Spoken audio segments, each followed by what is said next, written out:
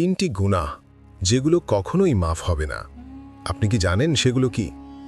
হযরত ইবনে আব্বাস রাদিয়াল্লাহু থেকে বর্ণিত, নবী করিম সাল্লাল্লাহু আলাইহি ওয়াসাল্লাম বলেছেন, আল্লাহ তাআলা বান্দার সব গুনাহ ক্ষমা করতে পারেন, কিন্তু তিনটি গুনাহ আছে যেগুলো তওবা ছাড়া কখনোই মাফ হবে না। প্রথমত, আল্লাহর সাথে কাউকে শরিক করা, অর্থাৎ শিরক। এটি সবচেয়ে বড় গুনাহ। শিরক করলে মানুষের কোনো আমলই গ্রহণ করা হয় না। দ্বিতীয়ত, জাদু করা বা করানো। এটি এমন একটি ভয়ঙ্কর পাপ যা মানুষকে ঈমান থেকে দূরে সরিয়ে দেয়। তৃতীয়ত, নিজের মুসলিম ভাইয়ের প্রতি হিংসা বা হিংসা পোষণ করা। হিংসা এমন এক বিষ যা মানুষের বছরের পর বছর ইবাদতকেও নষ্ট করে দিতে পারে।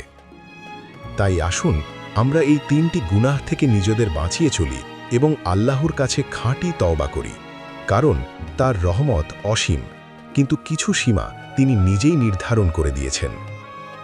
আল্লাহ আমাদের সবাইকে হেদায়েত দান করুন। আমিন।